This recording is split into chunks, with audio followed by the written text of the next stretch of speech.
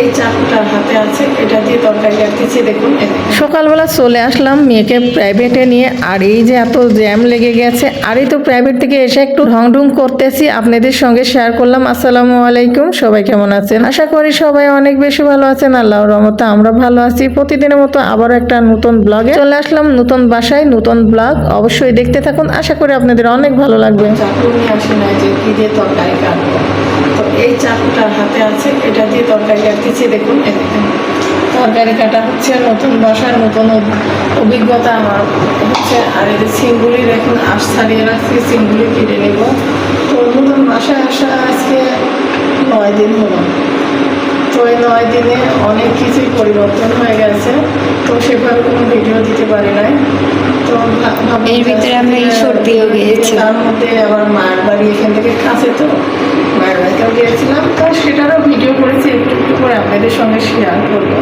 অবশ্যই দেখবেন। আর শরীরটাও খারাপ হয়ে গেছে, নতুন জায়গায় এসে নতুন পানি, নতুন জায়গা, একেবারে সব কিছু মিলায় শরীরটা খুবই খারাপ হয়ে গেছে। মেয়েরও ঠান্ডা লাগছে, আমারও ঠান্ডা লাগছে, তার মধ্যে জ্বরও এসে গেছে, ভালো লাগছে না। তো সকাল সকাল এখন উঠে রান্না করতে আসলাম, ভাবলাম যে আপনাদের সঙ্গে শেয়ার করি।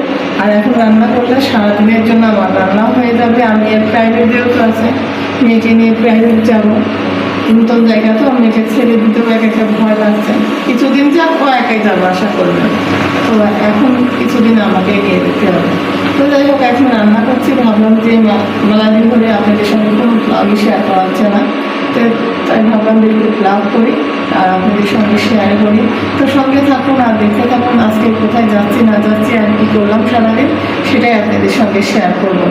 আর নতুন বাসার ব্লগটি কেমন লাগছে সেটাও অবশ্যই সবাই কমেন্ট করে জানাবেন, আর আপনাদের কাছে কেমন লেগেছে সেটাও জানাবেন। আর খুব শীঘ্রই আবার দিনাজপুরে যাচ্ছি কিছুদিনের জন্য, তো সেটাও আপনাদের সঙ্গে শেয়ার করব। আর ভালো লাগছে না শরীরটা খারাপ থাকার জন্য, কথার ভয়েসটাও কেমন যেন একটা হয়েছে। তো যাই হোক, সঙ্গে থাকুন আর আজকের ভিডিওটি দেখতে থাকুন। আর এই যে নতুন জায়গার রান্নাবাড়ির কত কষ্ট, সব কিছুই নতুন কিনতে হবে, তো এইভাবে আমরা তরকারিটা কাটতেছি এদের চাকু দিয়ে। আমার এভাবে অভ্যাস নাই, তারপরে এখন কাটতে হচ্ছে। তো যাই হোক, আমার অভিজ্ঞতাগুলি আপনাদের সঙ্গে শেয়ার করলাম। আর একটু রান্না হোক, আর ম্যাজিক চুলায় যেহেতু রান্না হচ্ছে, তো শব্দ হচ্ছে খুব। তো এই তো রান্না বান্না করে নিই, তারপরে মেয়েকে নিয়ে আবার বের হয়ে যাব, মেয়ের প্রাইভেট আছে, তো আপনাদের সঙ্গে সেটাও শেয়ার করব। আর আজকের ব্লগ অবশ্যই দেখবেন, ভালো লাগবে আপনাদের। রান্না করে খেয়ে দিয়ে তাড়াতাড়ি এই যে রেডি হয়ে আসছি আর মেয়ের কোচিংয়ের জন্য।